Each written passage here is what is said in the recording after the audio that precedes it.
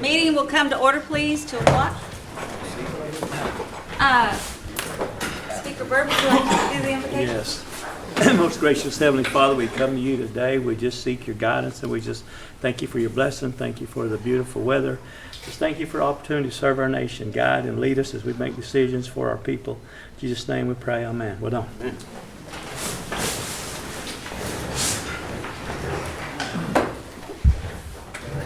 Do the roll. Mary Baker Shaw. Ani. Mike Dobbins. Here. Keith Austin. Here. Harley Bezzard. Here. Joe Byrd. Ani. Julia Coates. Sean Crittenden. Ani. Joe Deere. Andrew Duncan. Ani. Oh, he's Rex Jordan. Daryl Legg. Here. Weston O'Fire. Dora Petzkowski. Here. Mike Shambaugh. Here. Leo Smith. Here. Janice Taylor. Here. Victoria Vesquez. We have a quorum. Thank you. Thank you. For the approval of the minutes, has everybody had a chance to read them? Can I get a motion, please? Make a motion to approve. Second? Anybody? Second. Okay, thank you. All those in favor say aye. Aye. Okay, approved. We'll start with our reports. George Valier. There you go. Yes! You got it right. Only 2 years taking me. Good afternoon, George. Good afternoon. How are you today? Good. How are things going in Claremore? Oh, things are going well. Things are going well.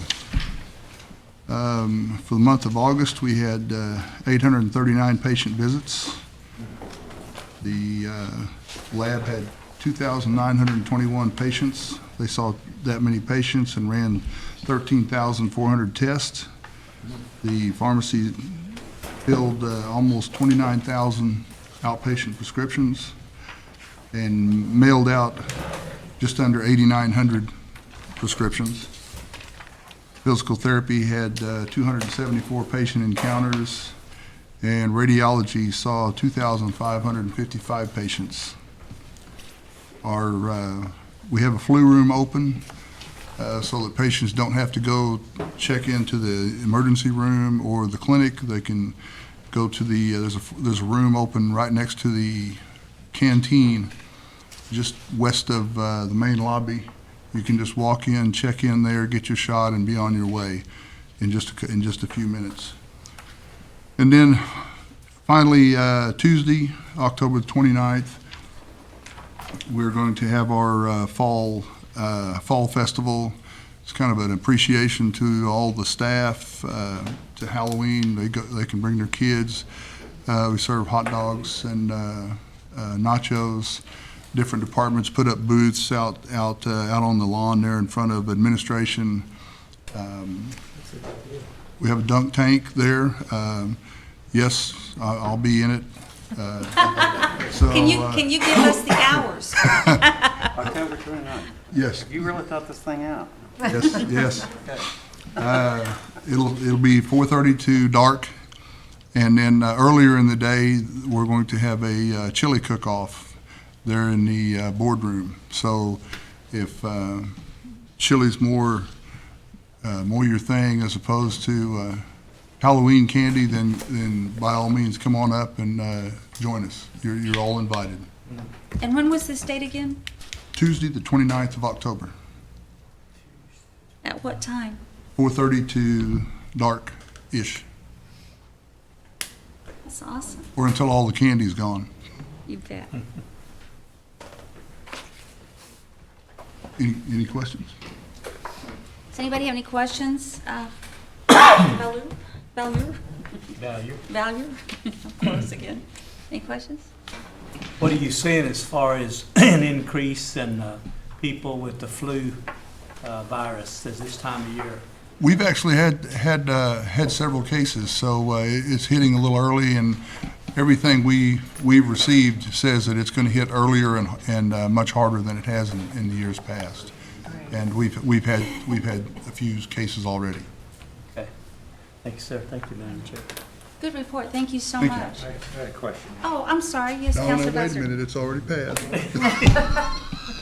George, on your contract health or Claremore, what is your #1 priority for contract health?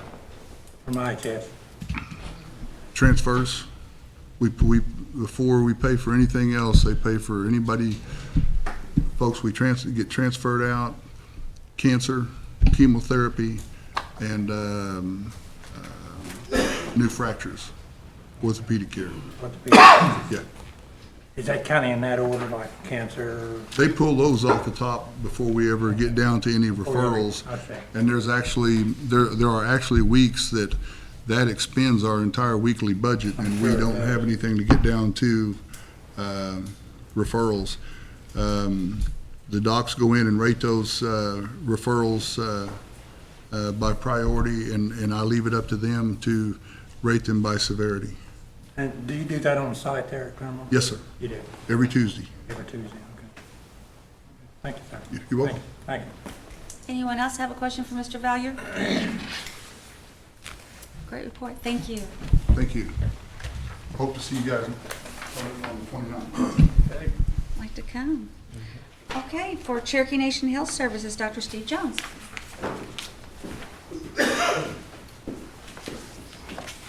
Good afternoon, Dr. Jones. Good afternoon.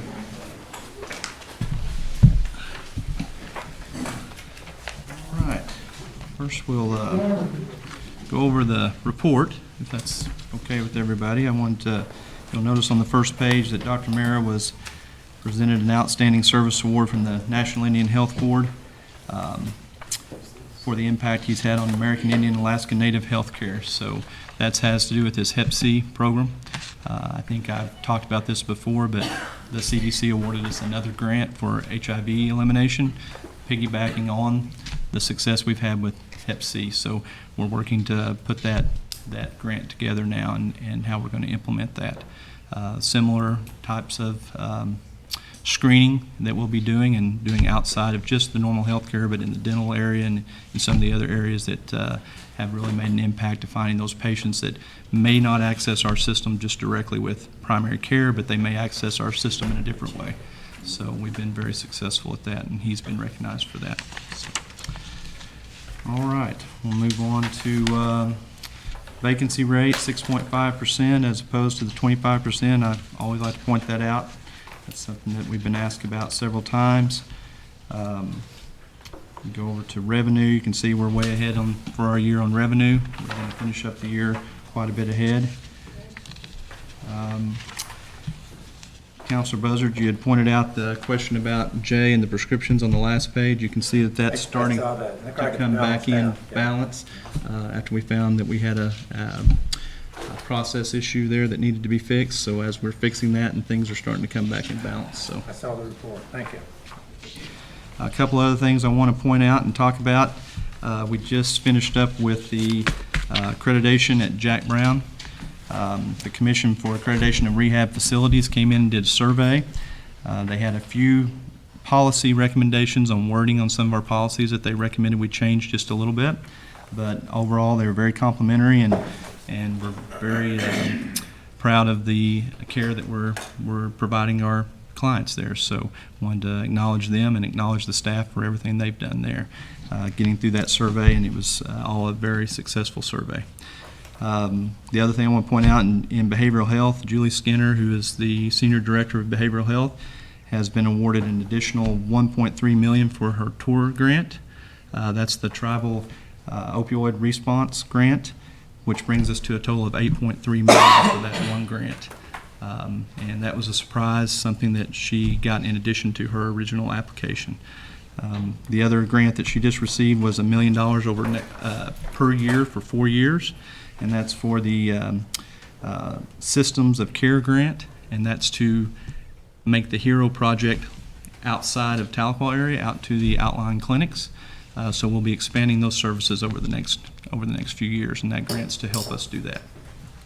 That's been a very successful program, and when the grant ran out, she was able to make that self-sufficient. So that program's going to continue to branch out. I'll give you a little update on Stillwell. The trailers are set, as you've seen. They're working on the decking and all the communication between the trailers so the patients can go from trailer to trailer. Utilities are connected now. We're supposed to have a survey for a pharmacy to get that certified, and then once that's certified, we'll look at moving the robotics. Once that starts to move, then we'll know a little bit closer about when we're going to be able to demo that building. The package for the demo, the bid package already went out, so we're getting real close on that. We're still working on parking. You know, it's not the most ideal situation shuttling people. Been talking back and forth with the contractor myself to see if we can squeeze down the amount of space he needs to be able to lay down steel and to be able to put steel up when that starts. He's told me that he will squeeze that down, and as they don't need it, he'll keep squeezing it down. So hopefully we won't have as much of a parking issue as we're thinking we're going to have, but we're planning for the worst. Okay. Outpatient clinic here in Tahlequah. Senator Langsford came by on Friday, and we had a walkthrough and a discussion with him. It was a very, very good meeting. He was here for about an hour and a half, and it was very complimentary of our facilities and of our processes that we've got in place, and very, very nice meeting with him. We had our soft opening on October the 7th, which was behavioral health, optometry, physical therapy, occupational therapy. Limited amount of pharmacy. Our drive-through has been open, and we've been utilizing it, and we've had limited radiology. All those services have been going along pretty well. Again, we did a lot of day in the life before, so we were preparing for as many obstacles as we could before we opened, and so far the soft opening has been very successful. We've had volunteers as wayfinders that have been in the building to help us move patients to and from services to make sure they don't get over into construction areas and get lost going from one place to the other. And we appreciate all the volunteers that have helped us. They've done a fantastic job. We've also been doing a little impromptu survey of patients as they've come into the building, just to see about cleanliness, friendliness, the overall, what their overall impact of the facility was on them and how they felt about it. And so far it's been overwhelming, as you can imagine. Just walking in that facility, it's pretty impactful. The second phase will come October 21st, and that'll be dental, primary care, and resident clinic. And we're preparing for those now. So everything this week is getting ready for those systems to open up and be ready for that. There's going to be a whole lot more patients in the building come next week. Grand opening, I think, has been decided on November the 14th, and you'll be getting some information on that if you haven't already. And then we're planning on opening up the rest of the facility on November the 18th, I believe. So getting close to all these milestones as we move forward. One other thing, we got notified by Childers that the building has been recognized from the American Builders and Contractors for the Mega Project of the Year. So, so it got an award from Childers and Blinkos. And then Ms. Shaw asked me to talk a little bit about the Affordable Care Act and RCA. RCA is a Resource Corporation of America. It's a company that we have contracted with to help us identify patients that we missed that may have third-party payer. So what they do is they go through our list of patients that we've seen over the last year, and they will contact some of those patients. They're able to look at eligibility requirements, and some of them they contact directly. They do record every conversation they have with a patient. We have had some patients that have felt like they were asked questions they shouldn't be asked. When we pulled the recording and actually listened to the recording, we have asked them to change the way they ask some of their questions, just so that people understand what they're being asked. So we are monitoring that day to day, but we have identified about 600, last check was 630 or 40 patients that had Medicaid or Medicare that we did not have down as having Medicaid or Medicare, which at the end of the day makes our contract health go further. So those patients we contracted out, they had services, and we didn't utilize us as payer of last resort. So we're doing things like that to try to make our money go as far as we can and treat as many patients as we can. But I wanted to touch on that because you may get a phone call or two. We have received phone calls. We've checked them out. And again, they record every conversation. So we were able to pull up that specific conversation and see how the questions are asked. And we have asked them to change their practices a little bit. Okay. With that, that concludes my report. Unless there's any questions. Good. Anybody have any questions today? Counselor Buzzard. Dr. Jones, are you going to do Are you gonna be doing this at our clinic also, the RCA? It's system-wide. Oh, it's system-wide. It's system-wide. And I had another question. How many dental chairs is gonna be in the new building? 34. 34? It'll be How many do we currently have here now? 12. So we'll go Oh, we're gonna from, be adding more. we'll have 24 regular general dentistry chairs. We'll have 6 pediatric specialty chairs and 4 oral surgery specialty chairs. And yes, not in the beginning. We're not going to be adding staff because since Stillwell's closed, we're using that staff. And with those 2 staffs combined, we have enough people to completely staff the new opening. Right now, we have that Stillwell staff split between Salisaw and Hastings. We're going to be pulling them back together and bringing them to Hastings, or to the new outpatient facility. But that'll take care of some. I'm just happy with this RCA. I think you're gonna find quite a bit of that stuff. The other thing that I was gonna ask you about is recruiting. Are we offering, I know the dental people are doing a 10-hour workday, and it seems to work really, really well.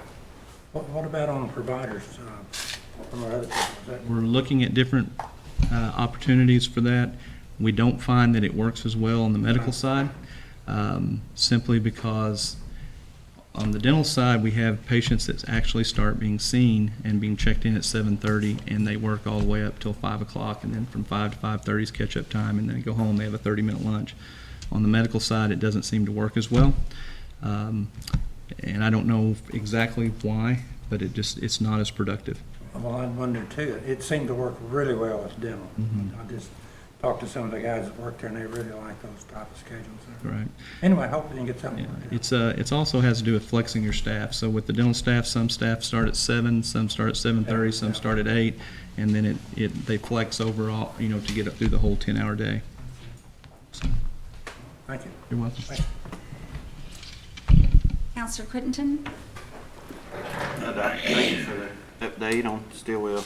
Now, I know you can't tell me the exact time, but if, some of our constituents are asking, they kind of don't beat around the bush at all. When is this going to open? And I know you can't promise that, but Stillwell, dental clinic, and all that you're doing, if you're sitting around with kind of the folks in charge of it, what's a date you're hoping for? Don't really have that date for you right now. We're just at the end of final construction documents, and then they'll start the demolition. So once the contractor's on, then he can probably give us some rough dates on that, but I don't have those dates off the top of my head. I mean, anything in the ballpark? I mean, we're going to open up a casino in Arkansas, and I bet after just a little bit, somebody will be able to tell me Yeah, when that's going I don't to come available, and I kind of see a little, but just, yeah. just something to tell them, are we months, years? Yeah, well, the sooner the better, obviously. We want to push it as fast as we can, but I like you, don't and I have like as what you're much doing. control I as. don't really like that answer that you're not solely responsible for. Yeah. But I mean, there's a lot of variables when you come to construction about, weather and time and all that stuff. And right. we've I'm got not to pointing be, the finger just at you, but I mean, I could get some better answers on probably some different types of construction that, there again, you're not in charge of either. I'm not in charge of the construction, that's right. But I guess, Kanan, you get those calls, don't you? But yeah, well, just as soon as you can get some kind of, not years probably. Hope it's as soon as possible, because I know we need to get those I know you do. folks back, so I know you're wanting it, but working as hard as we can to do that. but they pay me to get answers, and they sure don't like the I don't know ones. I understand. Not even any kind of idea. But we'll be pestering you about that. But, Okay. the flu thing that comes around every year, and I think we talked about it before. But it's no surprise that it's coming, and the good doctor back there said maybe coming in full force this year. Can we, or are we doing anything proactive? I mean, it's going to come, and there's going to be people flooding in. Do we have any plans on maybe doing some scheduling changes during this flu You season? really don't know when it's going to happen, so it's hard to schedule a certain time that it's going to happen. But Stillwell is unique in the fact that it does have walk-in clinic. A lot of the clinics don't have just a walk-in clinic where somebody can not do it just the same day. So they do have a little more resources than some of the other places. Talking about Hastings and all the other clinics too. I mean, Yeah, it's just you don't want to staff for something that you don't know when it's going to happen. Because if you staff and then give everybody extra hours, then you have to give them hours off. What if you give them off the days that the event finally happens? So how it's, long does that usually last? what's that, flu season? It'll run a couple of months, obviously, so anticipate what week it's going to be the highest. If it starts up and starts up strong, then that may be when you can Yeah. kind of do some figuring. Well, our goal is not to make people wait, obviously, and to Right. process those type of triage those patients through as fast as we can, and they have protocols to help people get through faster depending on how they triage them. So, I'd so like we, to see that sometime, and like I say, this is not solely on you, but I've thought about that several times about, you know, there's gotta be a way to, you know, meet that thing yeah, head on, and, but I appreciate you doing that, and like I say, you're keeping me updated on Stillwell, and I sure appreciate that. That's all I got. Counselor Legg? Yes. So I was at Redbird with my daughters at the dental, and there was about a 10-minute delay from the computers being so slow from whenever they would do their x-rays and stuff. So I called IT, and they said it would probably be a couple of weeks before they could get out. I just wanted you to be aware that I did make a call to IT. Wasn't trying to step on toes. It was just, they couldn't even pull up my insurance and print out or do anything on their computers, and there were so many people in the waiting room. And I just, if you could check on that to see when, I know that y'all are clogged probably with all your IT stuff going on here. But if, he just said that they were gonna have to physically come down and install more RAM. yeah. So what happens on that is we have the server sitting over in Tahlequah, but they have to, the connectivity comes through another third-party vendor. Sometimes that broadband gets narrowed down, and then our IT has to get the company to open that back up. Right. So it's the same thing as the commercial you see where all the people are running to try to go through one door, and you have all these packets trying to get through, and the line's not open. So that's what we run into, and when they let us know that, then we let IT know, and they try to get that conductivity open back up. I don't know why sometimes it closes down, sometimes it doesn't. We have that same problem in Oshaleta because of the third party that we go across to get there. We don't own the lines all the way. Yeah. So that's sometimes is the issue, and it's just getting the right person on the phone to open that back up, and we do run into that from time to time. Okay. Yeah, it usually has to do with imaging because those are really big packets. Yeah. Thank you. Anyone else? Counselor Buzzard? Dr. Jones, I know at the J Clinic, we have a lot of handicap parking spaces. And what I'd like to see, and just keep it in mind, I'll bring it up to our Joe Crittenden over the veterans, but I'd like to see 2 spots reserved for veterans. And I'd like to see a couple spots reserved for pregnant women. There's probably 20 handicap parking spots. I'd like you to think about that and see what you think about it. But I just, being a veteran, you know, I'd like to see us recognizing at least 1 spot or maybe 2 spots. And also for pregnant ladies that go and use our clinics, because it is a long walk. And I'm not just talking about J Clinic, I'm talking about even our tribal complex here, Hastings Hospital, wherever Cherokee Nation has something. And I'll bring him up to our veterans cabinet member over and see if he can't work with us on that too. But think about it. I'd like to see if we can do something like that. Sounds like a good idea. Thank you. Thank you, Madam Chair. Counselor Shambaugh? Kind of a kudos type deal. I had a constituent who had called about, had lost some limbs and hadn't walked for over a year. And I'd also been denied on some some things he thought he was going to get him, and then something happened and he wasn't. But got a hold of Mr. Carey again. I, toot his horn too much, but it was a wonderful deal because he did help the guy. The guy's going to get the prosthetics, and he hadn't walked over years, so there's a very good chance that he's going to be able to walk for the first time in over a year. Great. So, those are good stories that need to be told, and, and you guys are doing good things, not just, planning for the future, but, in the meantime, there are good things happening here, and you guys, you do work hard, and it's a lot of people, are upset when things happen, and you have to deal with upset people over being denied and things, and they have to go through the process. But I think, once that you're made aware of it, you guys really did a good job of explaining what's going on and the process. So that was just something I thought I'd let you know, and that's just a wonderful thing, Thank you. as a councilman to see that, and I'm proud of the job that you guys are doing. Steve does a wonderful job working with people who have, problems every day dealing with that contract health system, and we're trying to, make that easier, and there's some things we can control and some things we can't. But we're working very hard to help people who get caught up in that loop of denial to help them get through that process. Thanks, sir. Anyone else? Anyone else? I have just a couple here, so here.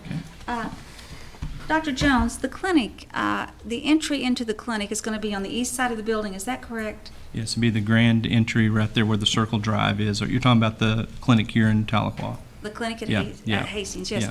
Yeah. Is it going to be the circle in front, or is it going to be on the east side? Be the circle in front will be the main entrance, but there will be an entrance on the east side, entrance on the west side, and there will be an entrance about halfway down between the west side and that circle entrance. There's also an entrance there. So there's several entrances there that patients can come in depending on what part of the building they're wanting to go to, and once they're familiar with it, they can park closer to the area that they're going to. Very good. Will there be some type of a map when you get to the entryways to Yes, there's interactive maps all along the way. Those, I don't know, whenever you went through your tour, you saw some columns that were standing up. The TVs weren't installed yet, but they're interactive where you can touch the map and it show you where you're at and where you're going. There are also wayfinders. We're going to have people that'll be stationed to help people find their way, or patients find their way to where they're going. And then we'll have security at both ends of the building. There's a security desk at both ends to help also. on those positions, are you staffing those with volunteers, or are they going to be absolute positions? Initially, it's volunteers until we determine our need and what kind of hours we're going to need people there and how much. You know, in the beginning, we're going to need a lot of people to help us get patients where they're going because everybody's unfamiliar with the building. But over time, it'll probably get down to where we staff it with permanent employees at some point. I just don't know what the capacity is on volunteers, and we do have the hospital auxiliary that helps also, and they have also showed an interest in helping there. Very good. You know, this is just another suggestion when I was there. I was so overwhelmed by the art in the facility. You know, I said it ought to be on some tourist thing just to go look at the art in the clinic because it's amazing. But if you could, is it possible we could have something on that interactive map that says what artwork is displayed where? I don't know if that's going to be on there, but there will be placards along the way and of what who the artist is, and some will have stories by them depending on how that art came to pass. So I know Gina and her team are working to get all those things aligned and put in place.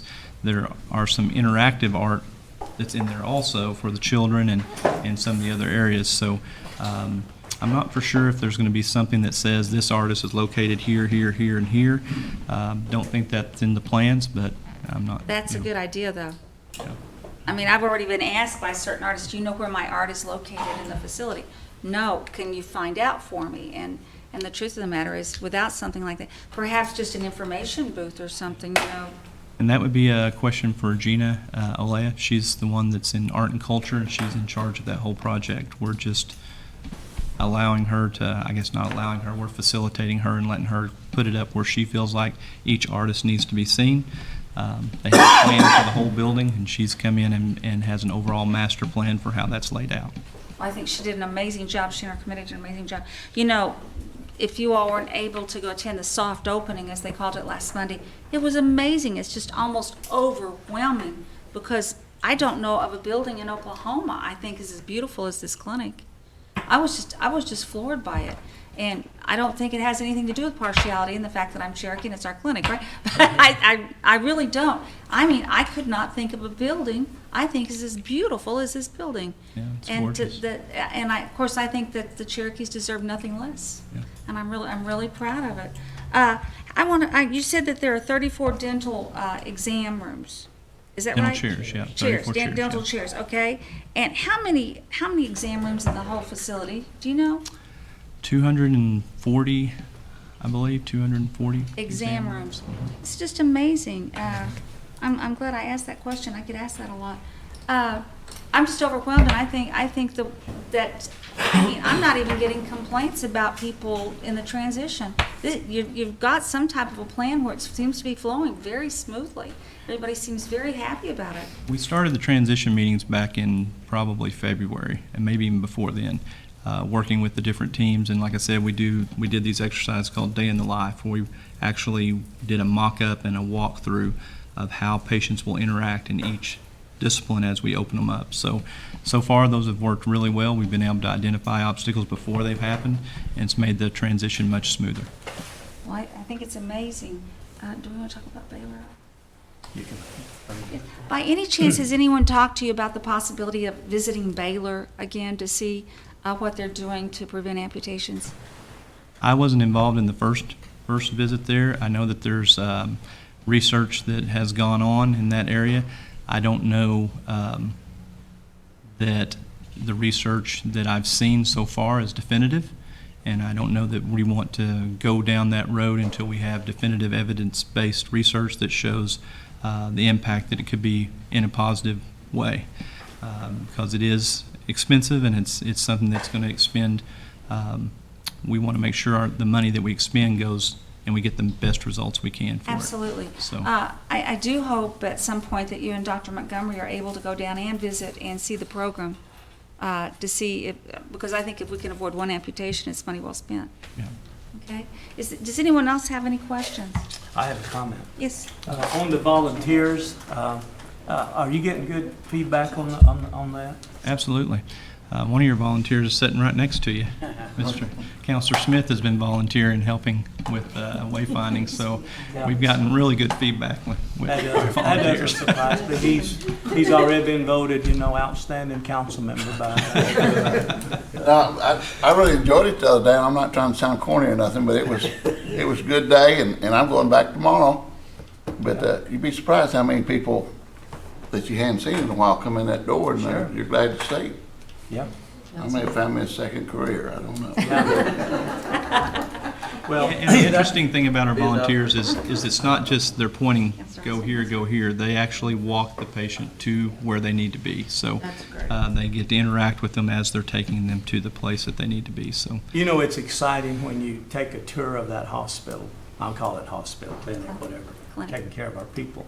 But the pressure is on now. Yep. It's like building a facility, and you got nice turf, you got the beautiful scoreboard, you got all of this equipment and nice. Now you just got to win. that's right.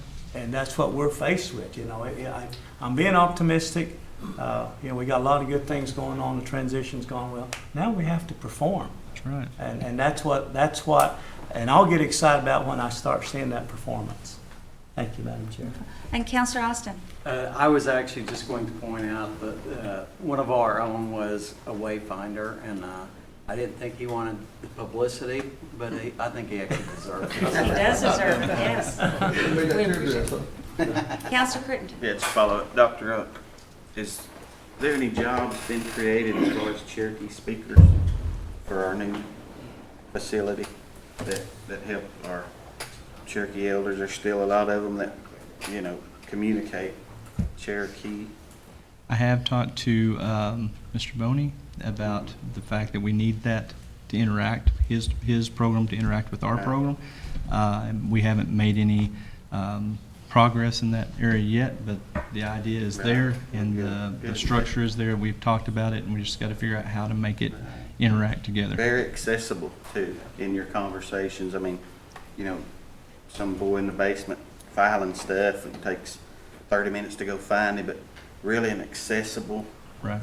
few jobs that could really help. So thank you for having And we those have been conversations. fortunate in the past to have those people, you know, and Georgia Osaway and the dental clinic Right. was a fluent Cherokee speaker, and anytime we had that issue with dental, she was always available. And even after, since she's retired, she's made herself eligible to, or available to come back anytime. And so we've reached out to her a few times. I'm glad you're having those talks. I appreciate it. Thank you. Okay, anyone else? Good report. Great report. Thank you so much, Dr. Jones. Thank you. Okay, I didn't see April. April Moore? Ah, yes, from Cherokee Nation Home Health and Cherokee Nation Hospice.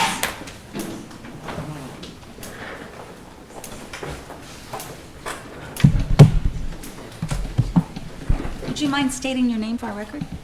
Matt Rucker. Penny Gifford. Matt Rucker Yes. and Penny Gifford. Gifford. Thank you. All right, we're going to start off by apologizing for April. She had a family vacation planned this week, so we'll do the best we can to fill in for her. But I'm going to read through this report and then let Penny tell you about some of our events that we've done recently and then a few things we got coming up. So this report, all the census data is as of 9/24. Our home health census was 221 with 215 Native Americans served from 7/1 to 9/24.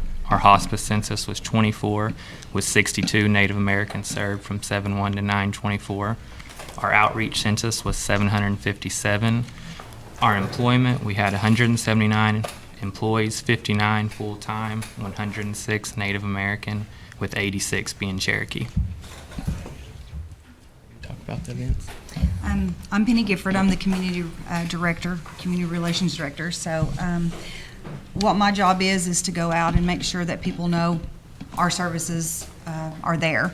We have done the Elder Summit here in Tahlequah, and I was just kind of giving you some ideas about what we've done, what I do.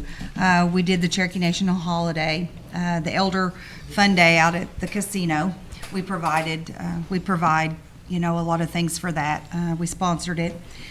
We did a med exec luncheon here just not long ago.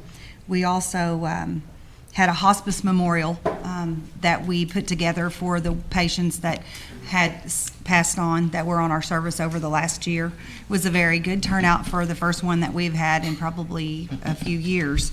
Had a really good feedback on that from the families.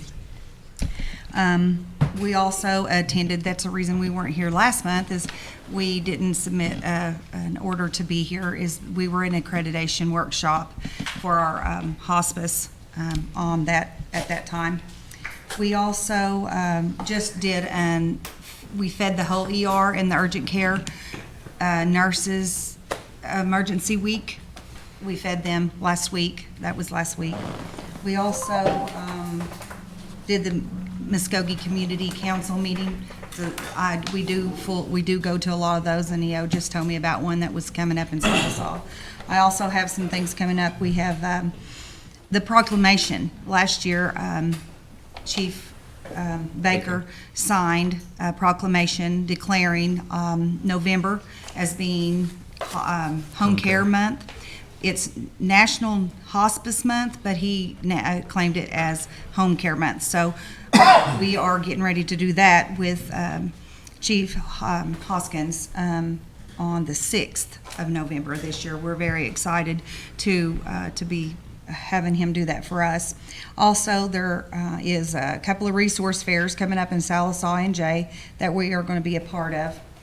We are also going to be a part of the Veterans Fair program. We have Christmas and Thanksgiving come up that we will sponsor families that do not have, that have the need for a Thanksgiving or a Christmas dinner, and we will provide that for families that are in need. We are also, let's see, I was just, it's, well, I don't know what I was going to try to say about the We were just going to give you an update on the non-funded and funded patients or underfunded patients. So one of the things I know we've talked about last time we are looking into is possibly establishing a foundation and going through some fundraising sources, possibly some donations to be able to give care to some of those Cherokees that don't have funding or non-funded patients. So I know we've reached out to Chrissy Nemo. She's put us in contact with a few people to reach out to and just see about the legality of starting a foundation. And of course, we're open to any feedback you all might give us today. We're going to talk to our board at the end of this month, but that's one route we're going to try to run down, is just see if we can maybe start some sort of non-funded foundation for Cherokee citizens. Oh, that sounds good. I appreciate knowing that. So any help you all might be able to give us, we would be much appreciated. Yeah, Ms. Nemo told us to reach out to Mr. Enlow and Nikki, and all we have to do basically is get an approval from you guys that it's okay that we approach this and go to that direction so we can extend our care to those non-funded patients. Dr. Montgomery, when's the last time we have supported a non-profit like this? Are you aware? Dr. Jones? Not very. Sound like a good idea. I just didn't know when the last time we've created an organization like this to do fundraising. It's not been done that I know of, and that's, like I said, why we need to, I know there's going to be some legality type of issues and things like that, and we're going to try to go about it. But Tim, you might want to research this. It'll have to come back to the council for approval. And we're not going to just specify for hospice, home health, or outreach. It's going to be for home care, Yes. so that way it can reach and extend everybody that's in need. Okay. I like the way that sounds. Tim, would you be able next month to give us a report, or is that too soon on the Legality. legalities of this? And about us issuing I think we can go ahead and put it on the agenda. and some I'll- type of a directive? Yeah. we can talk about it, figure it out. Yes. Hi, Chrissy. Hi. So that question just came to the AG's office today. We are looking into this, so we're still working on the legalities of that, and we will be discussing that. That would be really great, because I know that probably the closest area that would have a foundation would be Tulsa, and that does not cover our areas. I know that I have even patients with insurance leave a Tulsa hospital, and they live in Braggs. I know of a patient just specifically that I dealt with in the last 6 months. She'd had brain surgery. Her doctor was at Hastings, but she went out and had this. When they sent her home, her insurance said, well, you can get a home health.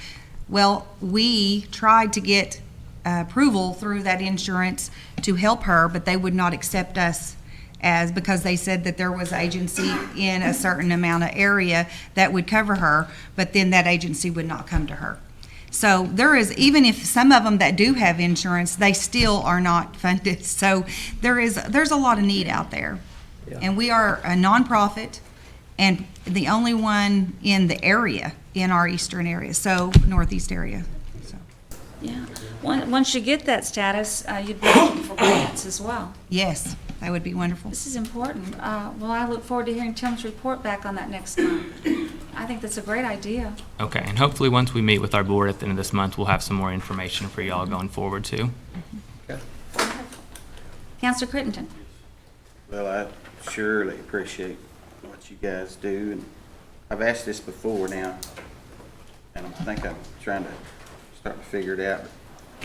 The name Cherokee Nation Home Health is just a name, right? We're an entity of Cherokee Nation. Entity of. Yes. Okay, so the different departments that I get my calls on, like if there's tribal dollars available, we can kind of get involved and try to help. Is We that would never turn that down. right? Exactly. So right now, we don't receive any tribal funding. All of our funding comes through private insurances and billing Medicare and Medicaid services. So One more time, I won't ask this Okay. ever again, I promise. That's okay. All right, an entity of Cherokee Nation, so what say-so does Cherokee Nation have with you guys? They govern our board. The chief appoints a board to govern our agency. The board. Okay, and then you guys aren't paid? Are you paid through No, Medicare, Medicaid, private insurance only. Chief appoints a board. Right, right, and just, you know, when our constituents see Cherokee Nation Home Health Service, you know, some of them say, well, I'm eligible for that, just like I'm eligible Exactly. for a dentist trip or something. And it, you know, but, I mean nothing negative by that. I'm just Yeah. trying to get it in my feeble brain. And you guys are looking for the foundation where you're able to So we can receive help those. grants, and we, you know, the council can get involved in the administration and maybe some dollars there. That would be- Tribal dollars, right? Yes, Exactly. and that's what we're hoping to, because we know there is a lot that probably could stay out of the hospital and save money of contract health that are sent out if they could stay home and we come in and take care of them. And it would be less money that would be spent, so. Yeah, I won't ask that again, but I just, Okay. you know, I like going to the. That is a I like big going thing. to the top, you know, and just, you know, some things I'll ask now, if Chief Hoskin wanted this done, could it be done? And, you know what I mean? And some things there are, some things there aren't, then I'll know kind of my stance on, you know, who we need to talk to, but that was just kind of my little confusion with the deal. And I That think is I one of got our it. big holdbacks, because, you know, if you're Medicare eligible, that's, and it talks about that in our brochure. But we are Cherokee Nation, but we do open up to outside. I mean, that is just like PACE, okay?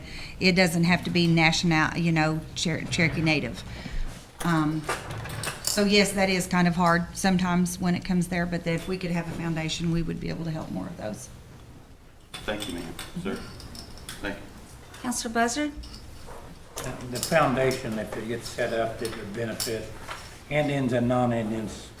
We were looking at just doing Cherokee citizens. I want to clarify that. The other thing is, you didn't mention going to our Cherokee Nation clinics, do you? I do. Do you Oh, go? yeah, absolutely. Yes, I'm sorry. Thank you. Yes. Thank you, Madam Chairman. Anyone else? I do go to the clinics quite often. Take, candy. Try to talk to the doctors. And that's one of the things that has been my job for the past 4 years that I've been here, is to get everybody to understand in the clinic that we are their sister company, that we ask that they give us that opportunity to care for the Cherokee citizens. You know, first of all, now if they have a choice of who they want, and it's by that way. Medicare said that patient has a choice to who they use. But if they don't have a choice and they don't know anything about a home care agency out there, we would like that doctor, that nurse, whoever is out there, to say, well, we would recommend Cherokee Nation Home Health. We are growing strong. We have great staff and caring staff, and we want to help those Cherokee citizens. Madam Chair, I wonder if we could ask Assistant Attorney General to weigh on some of these. We just as we're hearing about this, apparently with today's notice as well, in real time, she's analyzing this and has some concerns. I think it would benefit the committee to hear those. Certainly, thank you. So as to the referrals and everything, they do come frequently to different facilities to make sure all the doctors are aware. But the most by federal law we can do is put them at the top of the list. The patient has a right to decide, and federal law is very clear, CMS is, on anything we can do with home health in referring our patients. The most we can do is give them the list and say, here's the options. We can't steer them in any way, even though it's a Cherokee Nation LLC, we cannot steer them, or we can get in violation of federal law. So we don't in any way try to not let people know about them. We put the information out there, they're at the top of the list, but that's the most we are able to do. Oh, I'm not asking for anything illegal. No, because you know, I've done this for 20 years, and I do understand that there is legalities, and you can't, and that's why I said, but If we could be at the top of the list, that would be the thing, yes. So that way they seen our name first. right. That would be good. Counselor Taylor? I have something to add. I happen to have a constituent who is a Tarot certified Cherokee citizen, owns a home health care agency. Oh, damn. And they get a little upset when they feel like we are pushing Cherokee Nation home health also. So everybody's paid by Medicare, so it should be equal opportunity for all. That's Thank my you. comment. Absolutely. Counselor Crittenden? Yeah, but just to follow up, and like you guys' stance is not necessarily to steer someone to you, No. but if there's someone who is not getting help, Yes. you want to have the resources and things to jump in there. Yep. Right? And Not we do have necessarily- that. You're not necessarily saying wear our t-shirt or anything. No, but- not at all. well, Eat my candy. Yeah. Eating their candy, but they eat their candy. That's no problem. Okay. Anybody else with any questions? Well, I'm going to tell you, Matt and Penny, I think you did a great job. Thank you so much for being here today. Okay, is there any old business? Counselor Austin, I'm sorry. No, it's announcement, I'm sorry. Okay. Any new business? Any announcements? Yes, Counselor Austin. Yes, on September 18th, in a place called Temecula, California, the National Indian Health Board Annual Heroes in Health Awards Gala was held. And at that, our former junior Miss Cherokee, Caitlin Pinkerton, was awarded as the Outstanding Service Award from the National Indian Health Board for her work that has made an impact on American Indian and Alaskan health, Native health care. Her platform was mental health, and she's very passionate about that. I want her to receive an applause. Yes. She's great. I had the opportunity to travel with her this past year. She's an awesome young lady. Counselor Dobbins, yes. In the past, here in this committee, we've discussed the possibility of us investing in medical school scholarships. Our medical school is opening 10 months from now. So the time is upon us, and we've done some work, and I just wanted to update the council, particularly you new counselors, for consideration as well. We are looking at making this investment, but with this, we need to have a kind of an airtight agreement with any scholarship recipient. And what I mean by that is we need to make sure there's an agreement that they come back to work for us. So anyway, that's in the works. Hopefully by next health committee, maybe we'll have something to present to you. We're just trying to get the legalities kind of cleaned up. Got to blame the lawyers somewhere along the way. Need them every now and then, though. Anyone else have any other announcements? Okay, well, our next meeting is tentatively scheduled for Tuesday, November the 12th at 1 o'clock. I'll take a motion to adjourn. Second?